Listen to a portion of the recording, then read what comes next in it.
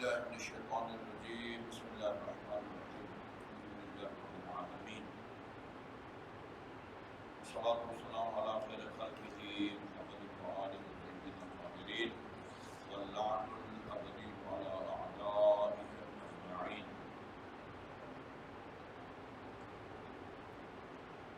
یہ شیعہ اور سنی دونوں مکاتب فکر کی کتب و احادیث میں اس مضمون کی روایات ہیں کہ ایک چھوٹے عمل کا حج بیت اللہ کے ثواب کے برابر ثواب کا وعدہ کیا گیا ہے. حج بیت اللہ. اچھا، تو ہماری کتب احادیث میں امام حسین علیہ السلام کی زیارت کا یہ سبب ہے. کئی ابو روایت تفصیلی ہے، کئی قبول شدہ حج اور عمروں کا ثواب ملے گا جو امام حسین کی زیارت کرے. امام حسین کی زیارت کرے. اچھا، ادھر کربلا میں باسی بھی رہتے ہیں. صدام جو ہے اس کی بھی تصویریں چھپی تھی. روزے کے سامنے یوں سینے پر ہاتھ رکھ کے کھڑا ہے. اور اس زمانے میں ہمارے ذاکرین نظام نے بڑے بڑے قصیدے بھی جو ہے وہ صدام کی شان میں پڑھے تھے منبروں سے. اچھا، یہ ابھی بھی آپ اگر آپ جائیں گے حرم کے اندر وہ گولیوں کے نشان انہوں نے نہیں مٹائے، اس طرح رکھے ہوئے ہیں گولیوں کے نشان جو ہے نا. وہ کس کے زمانے میں؟ اسی کے زمانے میں یہ سارے ہوئے ہیں نا. یہ ہر حضرت ابراہیم مجاب کی جہاں زیارت ہے وہاں بالکل ہے. ہاں حضرت ابراہیم مجاب کی جہاں پہ زیارت ہے نا، اس پلر پہ، اس لائن پہ جتنے پلر ہیں سب پہ گولیاں کے نشان ہیں. بہرحال یہ کہ حرم میں گولیوں کے نشان ہے. ایسا نہیں ہے کہ جو بھی امام حسین کی زیارت کرے اس کو قبول حج و عمرے کا ثواب ملتا ہے. وہاں لکھا ہوا ہے عارفاً بحقہ. امام حسین کے جو ہے نا وہ معرفت بھی رکھتا ہوں، یعنی امام حسین کو خدا کی طرف سے منسوب حجت اور معصوم سمجھتا ہو، اس کو اپنا پیشوا سمجھتا ہو، اور دین کو حسین سے لے کر عمل کرنے کا اپنے آپ کو پابند سمجھتا ہو. امام حسین کی معرفت کا یہ مطلب ہے. اس معنی میں جو حسین کی معرفت رکھے.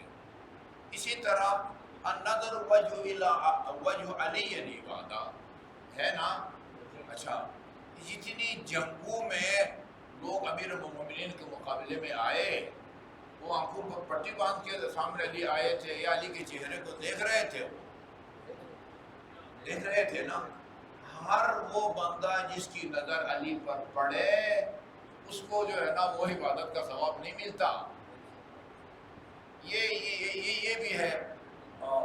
من ذکر فضیلت من فضائل علی، جو علی کی فضیلت کو بیان کرے. ادھر بھی لکھا ہوا ہے کہ مقر لہ، وہی اسی شرط کے ساتھ ہے، اسی شرط کے ساتھ ہے.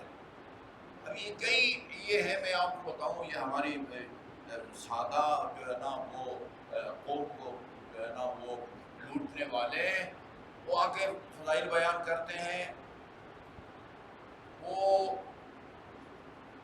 آدم کا مولا علی، علی نوح کا مولا علی، علی یعقوب کا مولا علی، علی لوط کا مولا علی، علی وہ ابوبکر کا مولا علی، علی عثمان کا مولا علی، سلمان کا مولا علی، علی پوری گردان بنائی ہوئی ہے.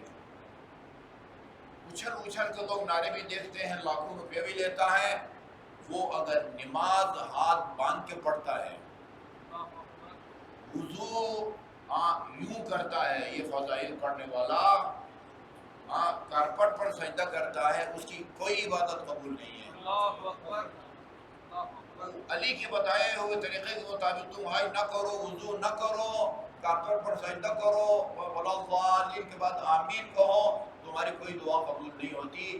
صرف علی کے فضائل کو بیان کرنے سے ٹھیک ہے جی آپ بہت پیسہ کمائیں گے، لیکن عبادات آپ کی اس وقت تک قبول نہیں ہے جب تک تک علی کے بتائے ہوئے طریقے کے مطابق عبادات کو انجام نہ دو. ٹھیک ہے، یہ ہوشیار رہنا چاہیے قوم کو کہ صرف فضائل بیان کر لینے سے وہ جو ہے نا وہ نجات نہیں پائے گا.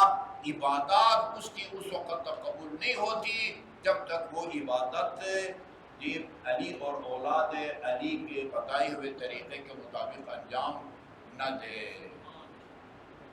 ایک علاقے میں مجلس پڑھنے گیا تھا، ایک پروفیسر تھا سرگودا میں، وہ بالکل ان کے گھر کے قریب ہی وہ مجلس کی جگہ بنی ہوئی تھی. اچھا، مجھ سے کہا کہ چلیں جی اب آپ بس وہ اترنے والا ہے، اب اس کے بعد آپ نے پڑھنا ہے. میں اب راستے میں چل رہا تھا، 10 منٹ پڑھنا تھا ٹوٹل. اس نے سورہ فاتحہ کی تلاوت کی، وہ صاحب نے وہ ذاکر محترم نے سورہ فاتحہ کی غیر المغضوب علیہم مائک پر غیر المغضوب علیہم ولا الضالین آمین مائک کے اوپر. میں نے اس کے بعد ممبر پر جا کر کہا کہ یہ صاحب جو مجلس پڑھ کے گئے ہیں وہ اگر نماز پڑھتے ہیں نا تو ان کی نماز باطل ہے. نماز میں آمین کہنے سے باطل ہو جاتی ہے، ہاتھ باندھ کے پڑھنے سے نماز باطل ہو جاتی ہے. بھائی ہمارے فقہ کے مطابق ائمہ اربعہ جی، امام ابو حنیفہ، امام شافعی، امام حنبل، مالک بھی خیر وہ ہم مالکی ہماری طرح نماز پڑھتے ہیں. ان چار یعنی اہل سنت کے فقہاء، امام ابو حنیفہ رحمۃ اللہ علیہ، امام شافعی، امام حنبل، ان میں سے کسی کے نزدیک بھی ہاتھ باندھ کے نماز پڑھنا ضروری نہیں ہے. اگر کوئی ذمہ دار ان کے عالم دین سے پوچھیں کہ اگر ہم مالکی اور شیعوں کی طرح ہاتھ کھول کے نماز پڑھیں تو وہ ہماری نماز صحیح ہوگی یا نہیں ہوگی، اگر وہ ذمہ دار ہے نا، دیانتداری سے کام لے گا تو وہ کہے گا نہیں باطل نہیں ہوتی. آپ آزما کے دیکھ لیں. ٹھیک ہے جی، دودھ کا دودھ، پانی کا کیا کہتے ہیں. لیکن ہمارے نزدیک ہمارے پاس ٹھوس دلیل ہے. بھائی ہمارے پاس ٹھوس دلیل ہے، ہاتھ باندھ کے اگر نماز پڑھیں گے آپ کی نماز باطل ہے. ہاں اگر کسی جگہ جان کو خطرہ ہو، ٹھیک ہے، وہاں قرآن میں بھی لکھا ہوا ہے، قرآن میں بھی تقیہ کا حکم ہے، وہ ایک الگ مسئلہ ہے. ٹھیک ہے جی، کارپیٹ پر نماز پڑھیں گے اختیاری حالات میں جہاں جہاں کوئی خطرہ نہیں ہے وہاں آپ کی نماز ہے وہ جو ہے نا وہ باطل ہو جاتی ہے.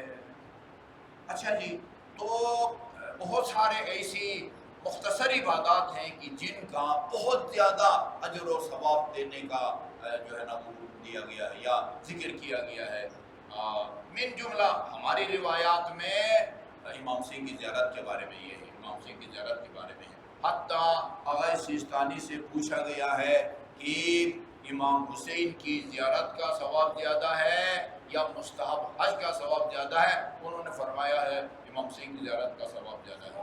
یہ بھی پوچھا گیا ہے، ایک غریب ہے، نادار ہے میرے محلے میں، اس کی مدد کروں اس کا ثواب زیادہ ہے یا مستحب حج کا ثواب زیادہ ہے؟ کہا غریب آدمی کی مدد کا ثواب زیادہ ہے. اچھا، میں کل دیکھ رہا تھا وہ ایک مرحومہ کی سال ثواب کے لیے میں نے مجلس پڑھنی تھی. میں نے کچھ اہل سنت کو چیک کیا، اپنے آپ میں دیکھا دونوں کے کتب احادیث میں لکھا ہوا ہے جو آدمی اپنے والدین کے چہرے کی طرف دیکھے گا مہربانی کی نگاہ سے، عزت اور احترام کی نگاہ سے، اس کو ایک حج اور عمرے کا ثواب ملتا ہے. رسول اللہ سے پوچھا، یا رسول اللہ دن میں اگر 100 دفعہ دیکھے والدین کی طرف تو 100 حج کا ملے گا؟ کہا کہ جتنی دفعہ 1,00,000 دفعہ دیکھے گا تو 1,00,000 حج ان کا ثواب ملے گا. یار اگر آپ کو والدین کی چہرے کی طرف دن میں 100 دفعہ دیکھنے سے 100 حج کا عمر کا ثواب ملتا ہے تو پھر میری ملامت مت کرو نا اگر میں کہوں کہ امام حسین کی زیارت کرنے والے کو 90 تک پہنچایا ہے رسول خدا نے، 90 تک.